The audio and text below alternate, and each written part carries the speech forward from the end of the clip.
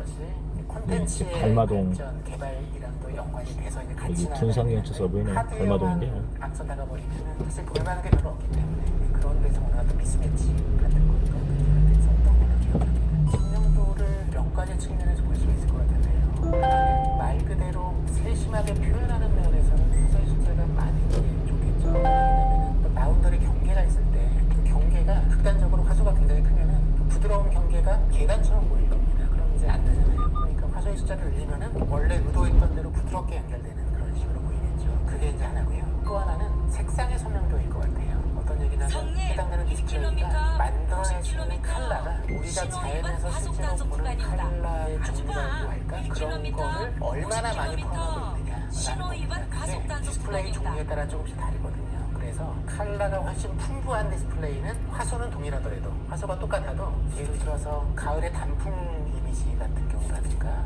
남태평양의 에메랄드 바닷빛 같은 거를 훨씬 더 정확히 제대로 잘 표현할 수가 있습니다. 그런 면에서는 디스플레이의 구동 원리, 색깔을 만들어내는 원리가 어떻게 됩니까라는 게 중요한 거죠. 사실 그 화성의 사진은 18억 카메라로 찍은 건 아니고요. 일단은 일부분씩 찍어가지고 모자이크식으로 연결한 겁니다. 사실상 그 큐리오시티가 찍었던 걸로 알고 있는데 큐리오시티에 달려있는 카메라는 18억 화소는 아니에요. 훨씬 작은 화소이긴 하지만 수십, 수백 장을 찍어가지고 그걸 연결하게 되면 28억 화소 이미지가 보이는 거고요. 그게 보통 일반적입니다. 그런데 실제로 지금 개발되고 있고 몇 년 내에 완성된 디지털 카메라가 하나 있어요. 전체 관측용인데 미국에서 지금 개발하고 있는데 32억 화소입니다. 센서 자체에 들어있는 화소가 32억 화소가 있어요. 약 600m 앞 신호 위반 및 시속 50km 단속 구간입니다. 연결을 해가지고 32억을 구성하고 그렇게 되면 받을 수 있는 영상 신호 위반 과속 단속 구간입니다.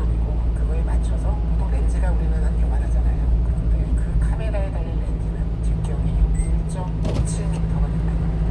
그러니까 웬만한 어린아이 키 정도 되는 그 정도의 렌즈를 달고 뒤에 CCTV랑 앞에 붙이는 전체 크기가 SUV 차량 1km, 50km. 약 600m 앞 대덕대교 내거리에서 신탄집 방면 우회전입니다.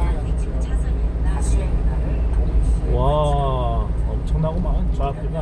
호설 속도 50km. 신호 위반 과속 단속 구간입니다. 많아지겠죠. 그런데 이 사람 눈이라는 게 약간 시력의 한계 같은 게 있어요.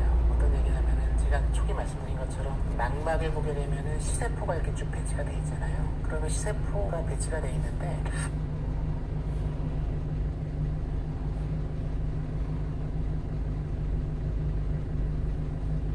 시세포가 이렇게 쭉 배치가 돼 있잖아요. 그러면 시세포가 배치가 돼 있는데 하나의 시세포 내에 들어오는 빛은 구분을 못합니다. 시세포랑 시세포가 떨어져 있고 이쪽에 들어오는 거랑 이쪽에 들어오는 게 다르면 구분이 되지만 하나의 시세포 속에는 그냥 들어오는 빛의 정보는 그냥 평균화돼서 통합돼가지고 배치가 되는 거거든요. 그러니까 예를 들어서 화소가 엄청나게 많은데 한 10몇 개 화소의 정보가 하나의 시세포 내에 들어오는 것은 의미가 없다는 얘기인 거죠. 그렇기 때문에 우리가 카메라든 휴대폰이든 TV든 걔네들 화소의 크기를 디자인할 때에는 방금 말씀드린 사람의 어떤 시각의 한계를 반영해서 디자인을 합니다. 그래서 뭐 4K, 8K 이렇게 올리는 것까지는 의미가 있지만 예를 들어 8K를 80K로 한다면 더 선명해지느냐? 그렇지는 않을 거예요. 그래서 그런 한계를 고려해가지고 하는 건데 이제 결론은 RGB가 동시에 하나의 시세폰에 들어가야 됩니다. 그게 이제 관건인 거죠. RGB가 따로따로 시각세포에 들어가면 혼색이 안 되는 거니까 떨어져 있는 RGB를 동시에 하나의 시세폰으로 들어오는 조건으로 설계를 하는데 그게 대략 1m 시청거리에서 100 ppi 정도가 된다고 그래요. 그래서 1m 시청거리에서 1인치에 100개의 화소가 들어